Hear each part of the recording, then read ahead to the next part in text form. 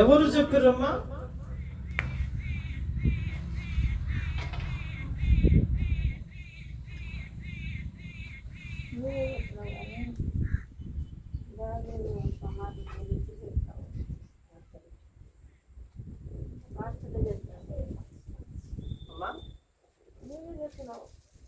అమ్మా ఎవరెవరు వచ్చారు పోయిన వారం?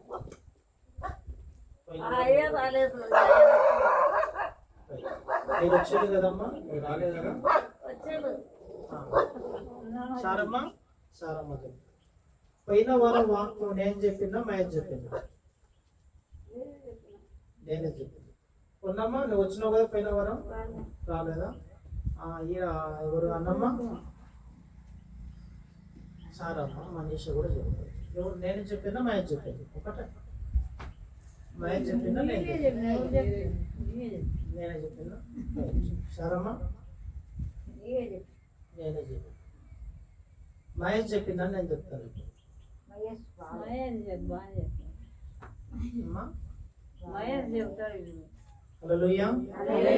అంటే పోయిన వారము ఎవరు వాక్యం చెప్పిండ్రు, ఎవరు వచ్చిండ్రు కూడా మీకు తెలియదు.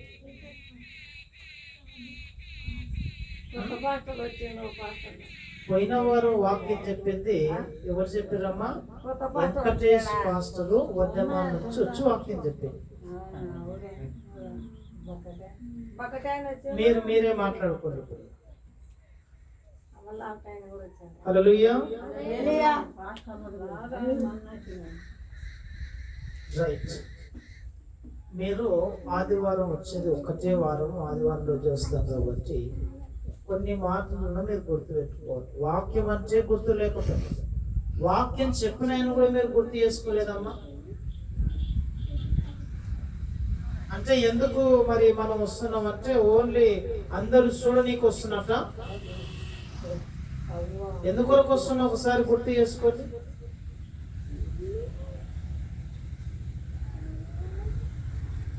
సరే, ఏది ఏమైనా మరి దేవుడు ఇలాగ వచ్చి మిమ్మల్ని అడిగినప్పుడు మీకు తెలుస్తుంది, అంతవరకు మీకు అర్థం కాదు. అందుకే మరి ప్రసంగి గ్రంథంలో 2వ అధ్యాయంలో మరి అయ్యగారు ఆ వాక్యాన్ని ఆ వాక్యాన్ని ఒకసారి చదువుతాం. ప్రసంగి గ్రంథము 2వ అధ్యాయము, ప్రసంగి గ్రంథము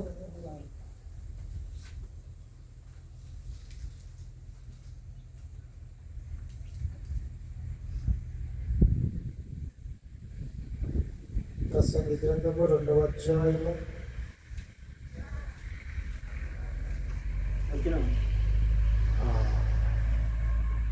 18వ వచనం నుంచి 25 వచనాల వరకు మనం చదువుకుందాం.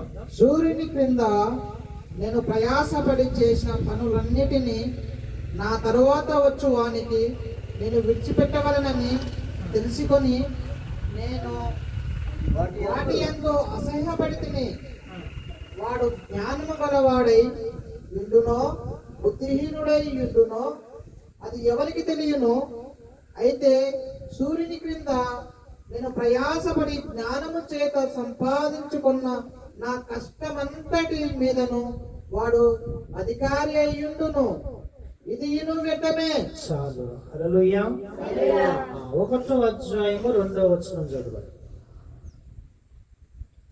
వ్యర్థము వ్యర్థమని ప్రసంగి చెప్పుచున్నాడు. వ్యర్థము వ్యర్థము సమస్తము వ్యర్థమే. సూర్యునికి క్రింద నరులు పడుచున్న పాటు అంతటి వలన వారికి కలుగుచున్న లాభమేమి? తరము వెంబడి తరము గతించిపోతున్నది, భూమి ఒకటే ఎల్లప్పుడూ నిలుచున్నది. సూర్యుడు ఉదయించును, సూర్యుడు అస్తమించును. స్థలము మరలా చేరుటకు త్వరపడును. గాలి దక్షిణమునకు పోయి ఉత్తరమునకు తిరుగును. ఇట్లు మరలా తిరుగుచు తన సంచార మార్గమున తిరిగి వచ్చును. చాలు. హల్లెలూయా. హల్లెలూయా. హల్లెలూయా. ఇంటునులు అందరూ హల్లెలూయా చెప్పండి. విననులు చెప్పండి.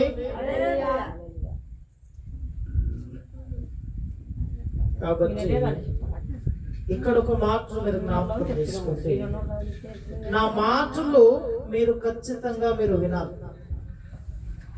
నేను కరెక్ట్ 10 నిమిషాల కంటే ఎక్కువ చెప్పను.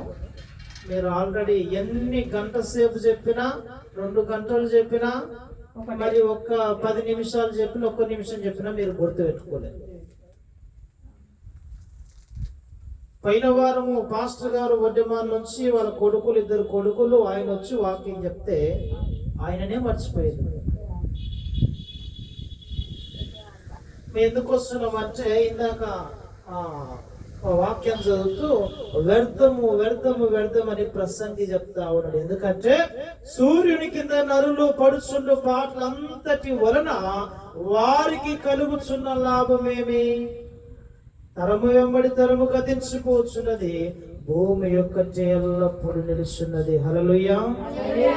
ఎంతో మంది పాస్టర్లు మరి గ్రామానికి వచ్చారు. ఎంతో మంది పాస్టర్లు వచ్చిండ్రు. మీరు ఎక్కడెక్కడో తిరిగి వచ్చారు. ఎక్కడెక్కడ తిరిగి వచ్చినా మీ విశ్వాసం అనే ఉంది. మీరు ఉన్నది ఉన్నట్టుగా, అందుకే తరము వెంబడి తరం మొత్తం గతించిపోతుంది, కానీ ఏది ఉందంట శాశ్వతంగా? భూమి ఒక్కటే ఉందంట. మరి యేసు దేవుడు మీతో మాట్లాడుతున్న మాట ఏందమ్మా అంటే, మన హృదయంలో ఒక మాటను మీరు ఉంచుకోవాలి. యోహాను సువార్త మరి ఒక మాటను మీరు ఉంచుకోవాలని చెప్పిన, గుర్తు పెట్టుకున్నారా? ఒక్కరన్నా గుర్తు పెట్టుకున్నారా? యోహాను సువార్తలో ఒక మాటను మీరు గుర్తించుకోవాలి.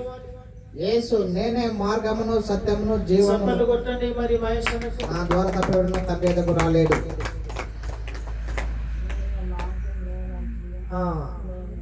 ఈ మాట మీ హృదయంలో ఉండాలి, చాలు. హల్లెలూయా.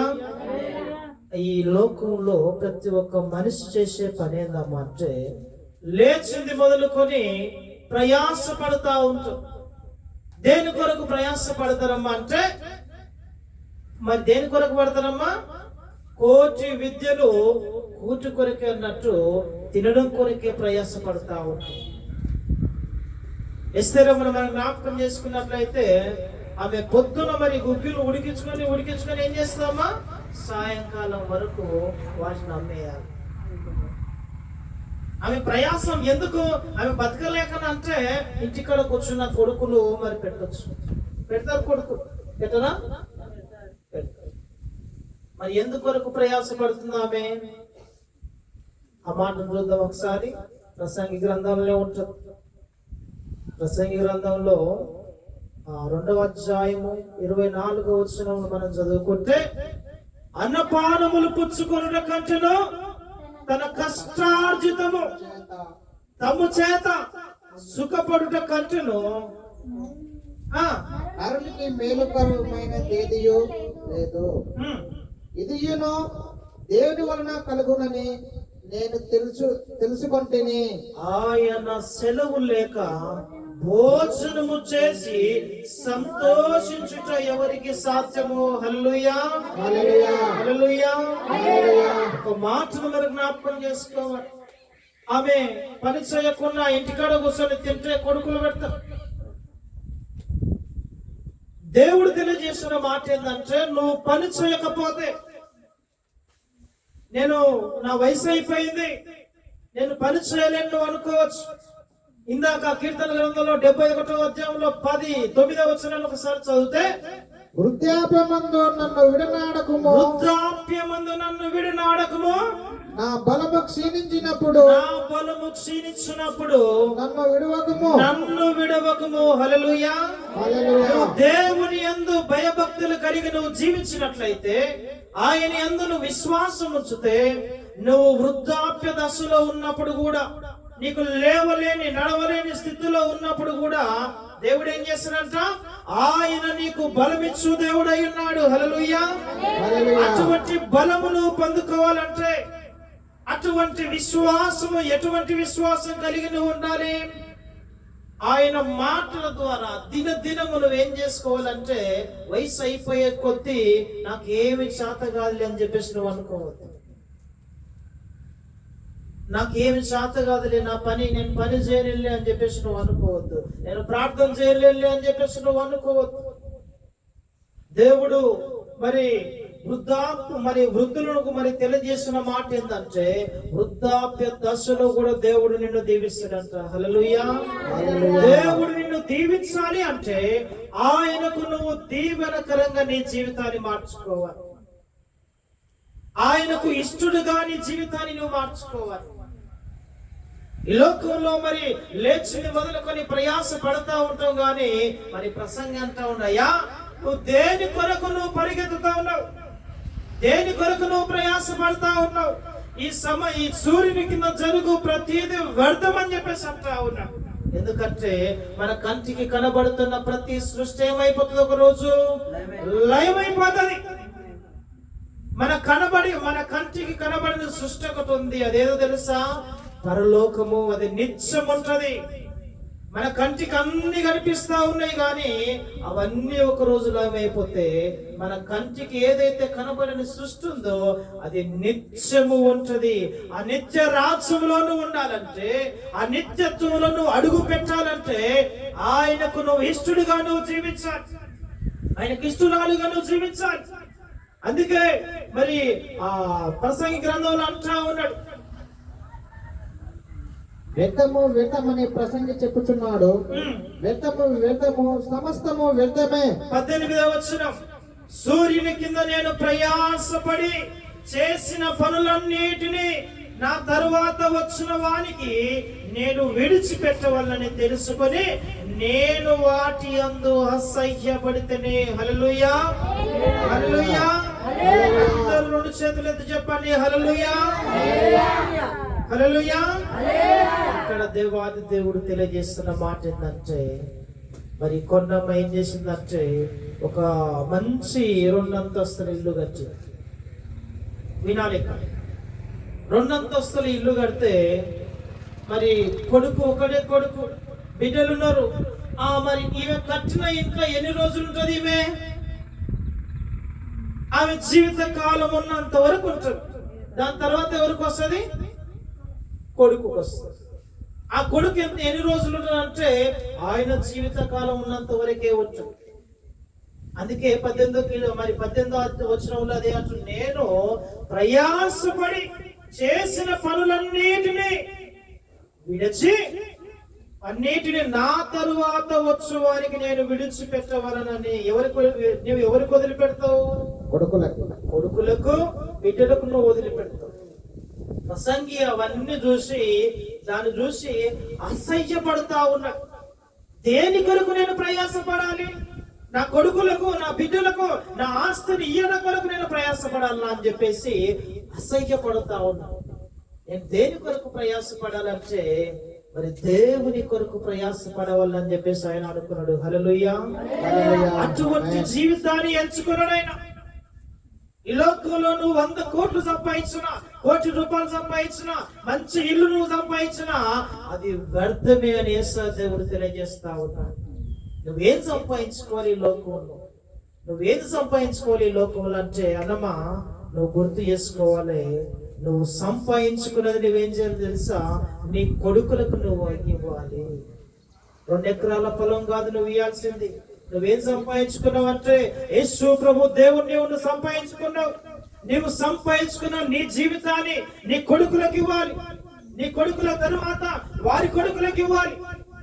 అలాగూ నువ్వు ఇస్తే నువ్వు ధన్యుడవు, ధన్యురాలు అని చెప్పేసి దేవుడు తెలియజేస్తా ఉన్నాడు. హల్లెలూయా. ఈ రోజు నువ్వేమిస్తున్నావు? నీ ఆస్తులు ఇస్తా ఉన్నావు కానీ నీ దేవుని పరిచయం చేయడం లేదు. గుర్తించుకో.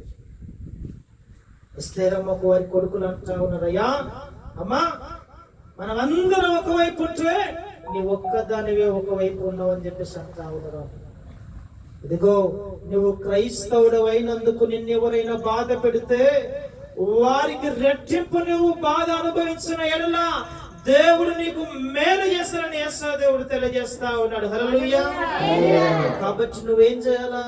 క్రైస్తవుడైనందుకు నువ్వు ఏమాత్రం మరి బాధ నువ్వు అనుభవిస్తే నీకు మేలని చెప్పేసి అంటావు. ఆ మాటను చూసుకుని ఒకసారి తీయండి. యోహాను మరి 1 పేతురు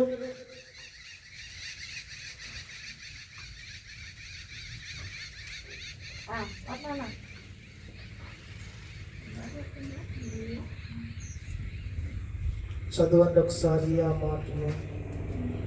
1 పేతురులో ఉంటది. ఒకసారి త్వరగా తీయండి ఈ బైబిల్. 1 పేతురు చూడండి ఒకసారి. అక్కడ క్రైస్తవుడైనందుకు అనే పదం ఉంటుంది. ఒకసారి తీయండి.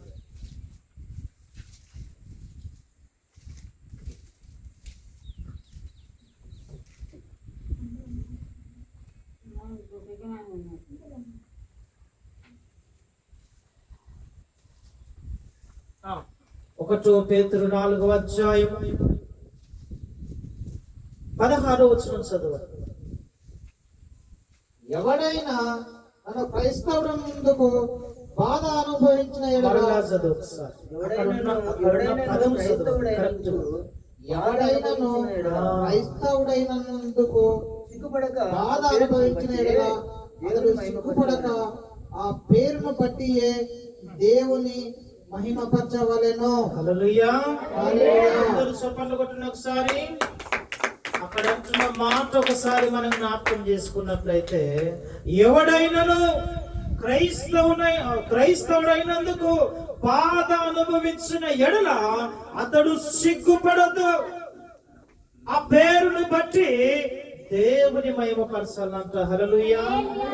ఇక్కడ అందరూ మరి మరి యేసు ప్రభు దేవుడు ఎవరు నమ్ముకుంటారంటే మరి ఎస్సీ మరి వీళ్ళకే దేవుడు కాదు, కానీ ఎవరైతే మరి ఎస్తరమ్మ కావచ్చు, మరి అన్నమ్మ కావచ్చు, మహేష్ కావచ్చు, వీరికి ఒక బాధ వస్తుంది.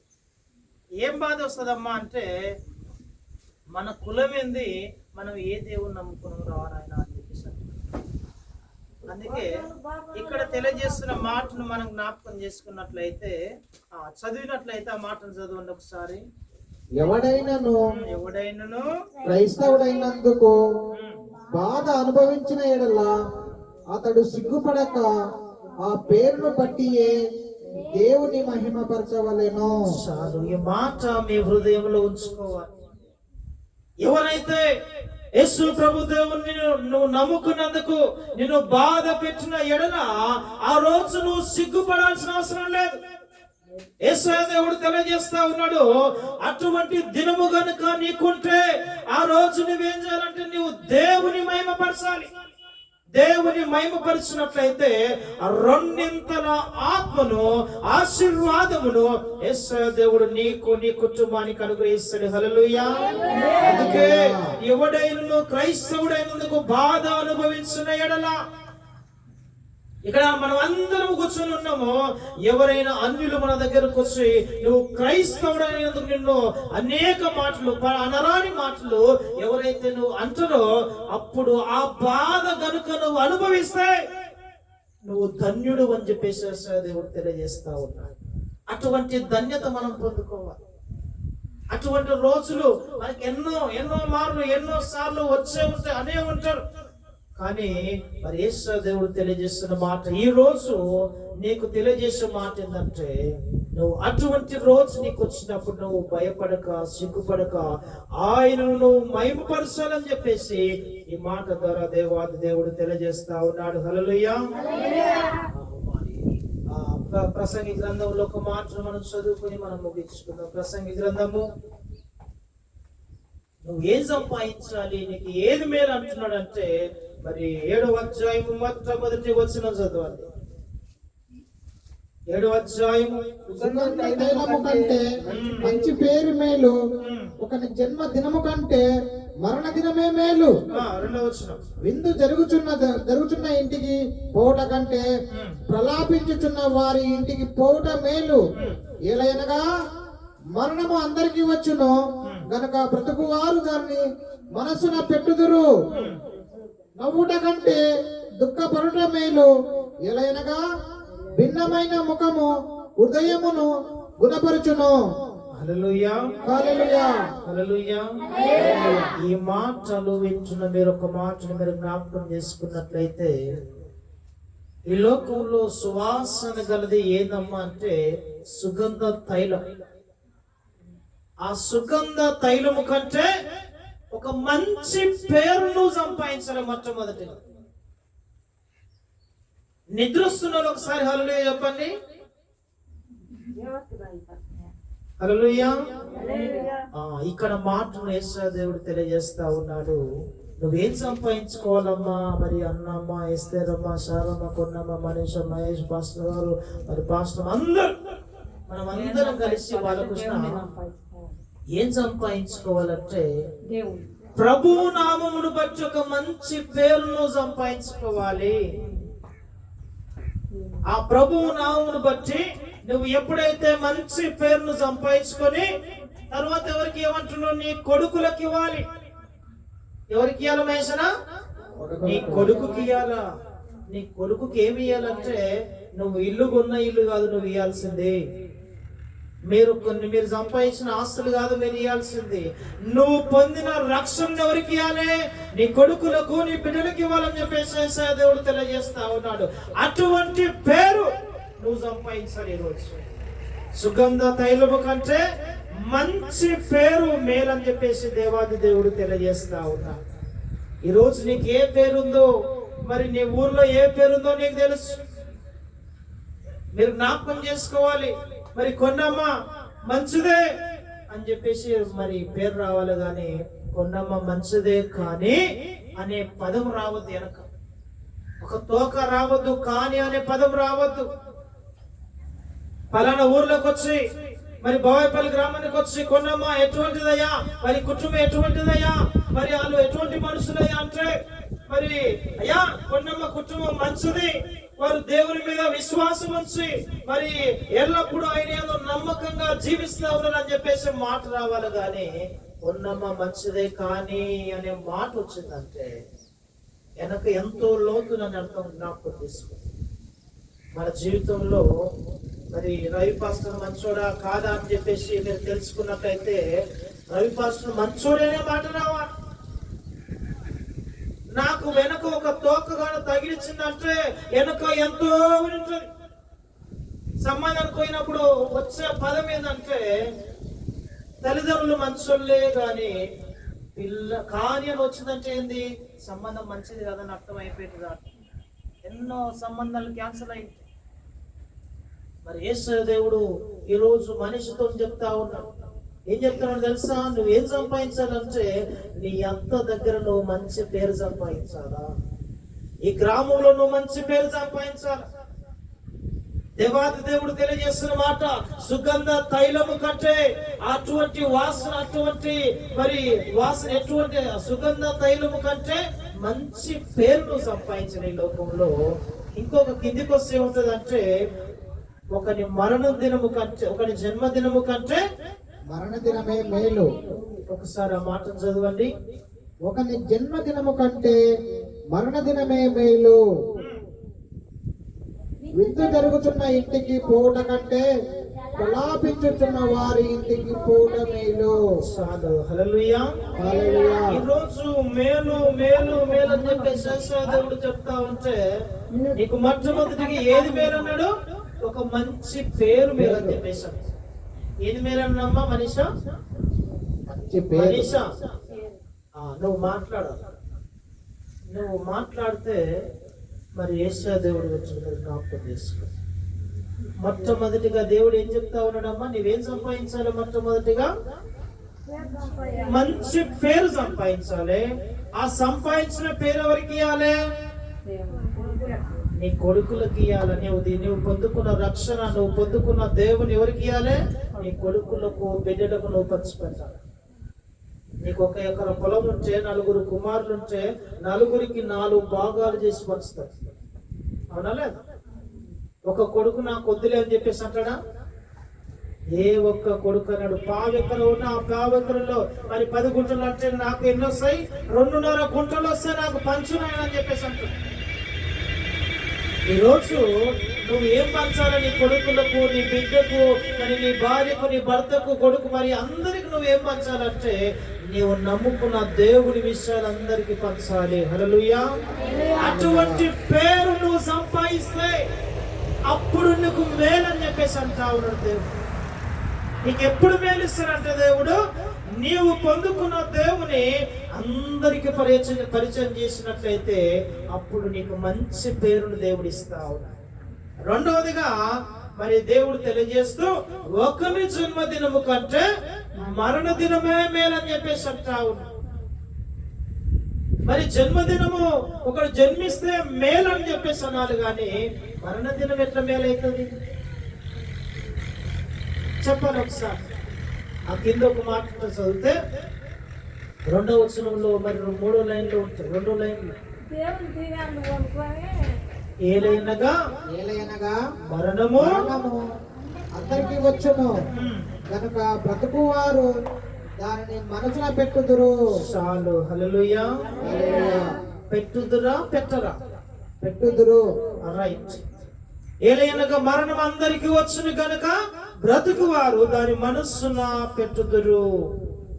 ఆ 2వ వచనాన్ని మనం మరలా చదివితే విందు జరుగుతున్న ఇంటికి పోవటం కంటే ప్రలాపించుచున్న ఇంటికి పోవటం మేలని చెప్పేసి అంటా ఉన్నాం. ఈరోజు మేము రోడ్డు పోటీ వస్తూ ఉంటే పెళ్లిళ్ళు జరుగుతూ ఉంటాయి. అన్ని పెళ్లిళ్ళు జరుగుతూ ఉంటాయి. అందరూ పెళ్లిలో కలిసి మరి మంచి బట్టలు వేసుకొని మంచిగా యథార్థంగా మంచిగా తయారై మరి వడ్డానాలు గొలుసులు బంగారం వేసుకొని అందరు వెళ్తా ఉంటారు. అటువంటి ఇంటికి నువ్వు పోవటం కంటే ఎక్కడో అంటున్నావు, ఎవరైతే ప్రలాపిస్తా ఉన్నారో ఎవరైతే ఏడుస్తా ఉన్నారో వారి ఇంటికి పోయి నువ్వు పలకరించినట్లయితే నీకు మేలని చెప్పేసి అంటా ఉన్నాడు. మనం ఎవరింటికి పోతామంటే ఏడుస్తున్న ఇంటికి మాత్రం మనం పోము, కానీ ఎవరైతే సంతోషంగా ఉన్నారో వారి దగ్గరికే మనం పోతాం. కానీ దేవుడు తెలియజేస్తున్న మాట ఏదో తెలుసా? నువ్వు ఎవరింటికి పోవాలమ్మా అంటే ప్రలాపించుచున్న ఇంటికి నువ్వు పోవాలి. ఎందుకంటే బ్రతుకున్న అది మనస్సును పెడతానంటే పెట్టరు. మరణం అందరికి వస్తుంది. మీరు జ్ఞాపకం చేసుకోండి, మరణం అందరికి వస్తుంది. ఆ మరణం వచ్చే సమయంలో చనిపోయిన తర్వాత కూడా ఆ పేరు అలాగే ఉండాలంటే నువ్వు క్రీస్తుకు అర్థ సాక్షిగా నువ్వు కావాలి. హిట్లర్ను మనం జ్ఞాపకం చేసుకున్నట్లయితే మరి హిట్లరు 2వ ప్రపంచ యుద్ధంలో ఆయన చనిపోవడం కంటే ముందే ఆయన మరి వైద్యులను చుట్టుముట్టు వైద్యులు ఆయనకి ఏం కాకుండా మరి కాళ్ళు వచ్చిందంటే డాక్టర్ వచ్చి ఆయనకు సూట్ చేసి మరి తక్కువ చేస్తా ఉంటారు. అటువంటి మరి హిట్లర్ను ఒక రోజు చనిపోకంటే ముందే డాక్టర్ని పిలిచి ఒక మాట చెప్తారు, అయ్యా నేను గనుక చనిపోతే నన్ను పాడి మీద తీసుకొని పోతుంటది కదా, ఆ పాడ మీద తీసుకుపోయినప్పుడు నా చేతులు మరి పొడుగు పెట్టకుండా కిందికి వదిలేయాలి, నా 2 చేతులు కిందికి వదిలేసి నన్ను తీసుకొని పోనని చెప్పేశాను. మరి ఎందుకు ఆ మాట చెప్తా ఉన్నాడో తెలుసా? ఆయన అన్నిటికన్నీ సంపాదించండి, కొడుకులు బిడ్డలు మరి ఆస్తి అంతస్తులు అన్ని సంపాదించుడు, కానీ మంచి పేరు సంపాదించుకున్నాడు, కానీ ఏం సంపాదించుకోలే ఆయన? యేసు ప్రభు దేవుని సంపాదించుకోలేదు. ఆయన అనుకున్నాడు పోయినప్పుడు కూడా అన్ని న్యాయపడి వస్తాయి అనుకున్నాడు, కానీ ఆయన తెలుసుకున్న సత్యం ఏంటంటే నేను ఎన్ని సంపాదించినా ఈ లోకంలోనే వెళ్ళిపోతాను, కాబట్టి నా చేతుల కిందకే వదిలేయండి ఆయన అని చెప్పేసి డాక్టర్ చెప్పాడు. ఆ గుణపాఠం అన్న కావాలి, పోతున్న వారికి అది పాఠం కావాలని చెప్పేసి నా చేతులు కిందికే వదిలేయండి అయ్యా అని చెప్పేసి అంటే ఆయన చనిపోయిన తరువాత ఆయన పాడి అదే రీతులు తీసుకుని పోయారు. హల్లెలూయా. అందుకే మరణానికి ఏం లేదంట, చిన్న పెద్ద తేడా లేదు. మీరు జ్ఞాపకం చేసుకోవాలి. ఈ జీవితం విలువైనది నరులారా రుండని సెలవైనది, దేవుని సెలవైనది. సిద్ధపడినావా చివరి యాత్రకు, సిద్ధపడినావా చివరి యాత్రకు, యుగ యుగాలు దేవునితో ఉండుటకు, నీ ఉండుటకు.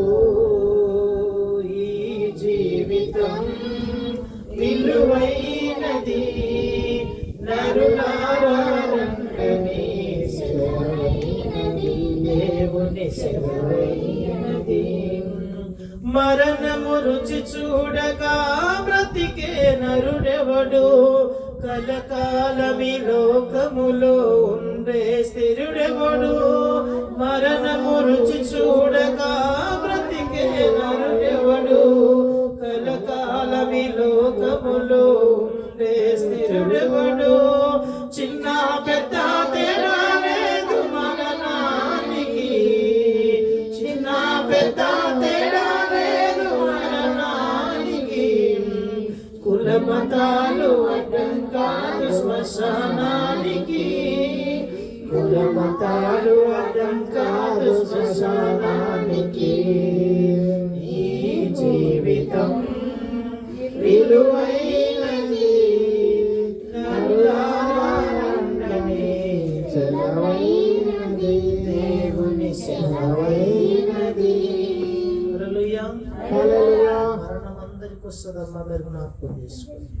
ఆ మరణం రాకమునిపై, ఆ మరణం నీకు నాకు రాకమునిపై మనం ఏం కావాలంట? సిద్ధపడాలి. సిద్ధపాటు కలిగి మనం జీవించాలి. 5 మంది కన్యకల వలె మరి అన్ని సిద్ధపరిచి మరి నూనె బుడ్డి అత్తురు అన్ని తీసుకొని సిద్ధపడిండ్రు. అటువంటి సిద్ధపాటు కలిగి మనం జీవించాలి. మరణం ఎప్పుడు వస్తుందో మనకు తెలియదు కాబట్టి ఆ మరణం రాకమునిపే మనం సిద్ధపాటు కలిగి జీవించినట్లయితే ఆయన వచ్చు దినమున మనమందరము పరలోక రాజ్యములో కలుసుకోవాలని ఈ మాటల ద్వారా దేవాది దేవుడు తెలియజేస్తా ఉన్నాడు. హల్లెలూయా. ఒక మాట ఇస్తుంది మనం ముగించుకుందాం. 25వ వచనం ప్రసంగి గ్రంథం 2వ అధ్యాయం 25వ వచనాన్ని మనం జ్ఞాపకం చేసుకున్నట్లయితే 24, 25 అన్నపానములు పుచ్చుకున్నట కంటను తన కష్టార్జితము చేత సుఖపడు కంటును నరునికి మేలుకరమైనదేదియు లేదు. ఇదియును దేవుని వలన కలుగునని నేను తెలుసుకొని ఆయన సెలవు లేక భోజనము చేసి సంతోషించుట ఎవరికి సాధ్యము? హల్లెలూయా, హల్లెలూయా. ఈ మాటలు వింటున్న మనమందరము మన కష్టార్జితము చేతనే మనం సంపాదించిన దానినే మనం తినాలి. ఇతరులది ఏది మనం ఆశించొద్దు. మరి మన తమ్మునికి కావచ్చు, అన్న కావచ్చు, మరి కొడుకులు కావచ్చు, కోడళ్ళు కావచ్చు, ఎవరికైనా వాళ్ళది మనం ఏ మాత్రం ఆశించకుండా మనకు కలిగిన దాంట్లోనే మనం సంతోషపడాలని యేసు దేవుడు మనందరికి తెలియజేస్తా ఉన్నాడు. ఇదిగో ఆయన తెలియజేసిన మాట, మన అన్నపానములు పుచ్చుకున్నట కంటెను తన కష్టార్జితము చేత సుఖపడుట కంటెను నరునికి మేలుకరమైనదేదియు లేదంట.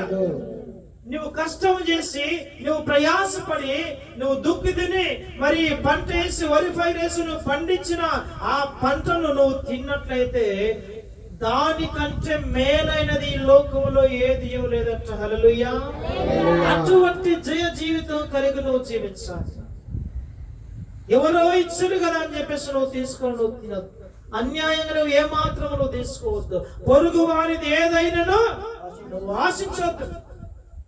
నిర్గమకాండం 20వ అధ్యాయము 11వ వచనంలో ఉంటుంది. ఆ మాట చదవండి ఒకసారి. నిర్గమకాండం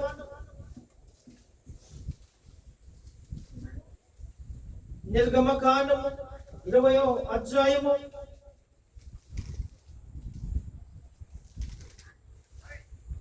6 దినములలో యెహోవా ఆకాశమును భూమియు సముద్రమును వాటిలోని సమస్తమును సృజించి 12 నీ దేవుడైన యెహోవా నీకు అనుగ్రహించు దేశంలో నీవు దీర్ఘాయుష్మంతుడు అవునట్లు నీ తల్లిని సన్మానించుము. అరాత్య చేయకూడదు, విచారింపకూడదు, దుర్వింపకూడదు, నీ పొరుగువాని మీద అబద్ధ సాక్ష్యము పలకకూడదు, నీ పొరుగువాని ఇల్లు ఆశింపకూడదు, భార్యనైనను అతని దాసినైనను అతని దాసునైనను అతని ఎద్దునైనను అతని గాడిదనైనను నీ పొరుగు వారిదగు దేనినైనను ఆశింపకూడదు. హల్లెలూయా. ఏం ఆశింపొద్దంటున్న దేవుడు?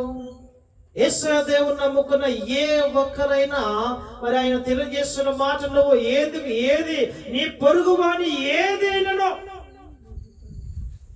వాని కలిగిన 2 ఎద్దులు కలిగి ఉంటే అరే నాకు ఒకటి ఇస్తే మంచిది అని చెప్పేసి నువ్వు అనుకోవద్దు, నువ్వు ఆశించొద్దు అని చెప్పేసి ఆయన దేవాది దేవుడు తెలియజేస్తా ఉన్నాడు. హల్లెలూయా. కాబట్టి ఆ 17వ వచనాన్ని మరలా మనం జ్ఞాపకం చేసుకున్నట్లయితే 16వ వచనాన్ని చదివితే నీ పొరుగు వాని మీద అబద్ధ సాక్ష్యము పలకకూడదు. 16వ వచనాన్ని మనం జ్ఞాపకం చేసుకున్నట్లయితే నీ పొరుగు వాని మీద అబద్ధ సాక్ష్యము పలకకూడదు. ఇది క్రైస్తవులకు తగదు, ఇది మనకు తగదు. మీరు జ్ఞాపకం చేసుకుని మన పొరుగు వానిది ఏదైనా నువ్వు ఆశించొద్దు, వారి మీద నువ్వు అబద్ధ సాక్ష్యము పలుకొద్దు. సారమ్మ గురించి అన్న మన్నమ్మ గురించి ఎస్తేరం ఇస్తామని కొన్నమ్మ గురించి మనిషి ఈ వీరి మీద వీరు ఏం చెప్పుకోవద్దంట, నువ్వు సాటిని చెప్పొద్దని చెప్పేసి దేవుడు తెలియజేస్తా ఉన్నాడు. నువ్వు ఎలాగుండాలంటే దేవుని నమ్ముకున్నావంటే అవునంటే అవును, కాదంటే కాదు, ఒకటే మాట మీద ఉండాలి. అటువంటి జయ జీవితం కలిగి నువ్వు జీవిస్తే యేసయ్య దేవుడు నిన్ను నీ కుటుంబాన్ని మరి నూరంతలుగా ఫలింపజేయనని ఈ మాటల ద్వారా దేవాది దేవుడు తెలియజేస్తూ ఈ మాటలన్నీ యేసయ్య దేవుడు దీవించును గాక. ఆమేన్. ప్రార్థన చేసుకుందాం. చిన్న ప్రార్థన మన మధ్యలో మహేష్ ప్రార్థన చేస్తాడు.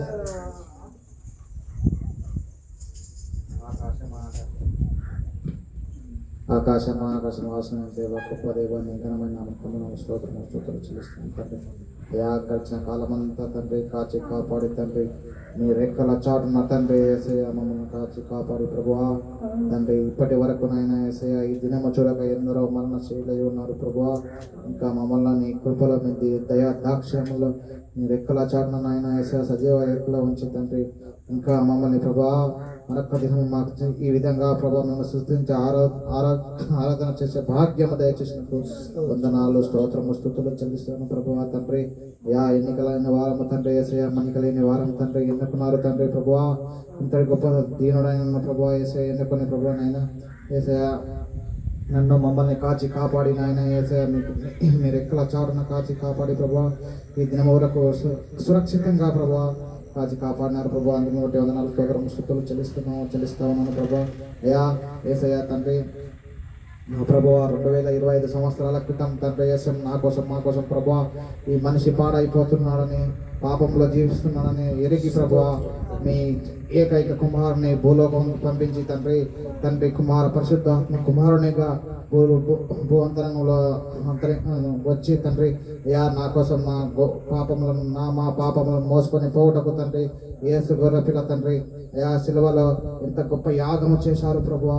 ఈ యావత్ ప్రపంచంలో అఖండ భారతదేశం ఈ యాఖండ ఆకాశంలో తండ్రి ఎవరు చేయలేని ఘనమైన పని మీరు చేశారు ప్రభువా. కేవలం మా పాపములను పరిగణించడం తండ్రి అయ్యా నేను పొందాల్సిన పాపముల కోసం ప్రభువా మేము పొందాల్సిన పాపం ప్రభువా మీ ప్రాణాన్ని ప్రాణంగా పెట్టి తండ్రి మీ ప్రాణాన్ని నిలువెల తండ్రి అయ్యా నీ శరీరం మీద తండ్రి నాగటి సాళ్ళ వల్లే దండించుకున్నారు తండ్రి, కొరడాలతో కొట్టించుకున్నారు ప్రభువా. అయ్యా నీ తలపైన తండ్రి ముళ్ళ కిరీటం పెట్టాము తండ్రి అయ్యా మన్నించండి ప్రభువా. అయ్యా నీ వీపు పైన తండ్రి పిడిగుద్దులు గుద్దించుకున్నారు ప్రభువా తండ్రి అయ్యా మొయ్యలేని బరువును ప్రభువా యేసయ్యా మీకు పెట్టి ప్రభువా యేసయ్యా ఎవరికి విధించలేని శిక్షణ మీకు మా బలమై మా కొరకై విధించుకున్నారు ప్రభువా.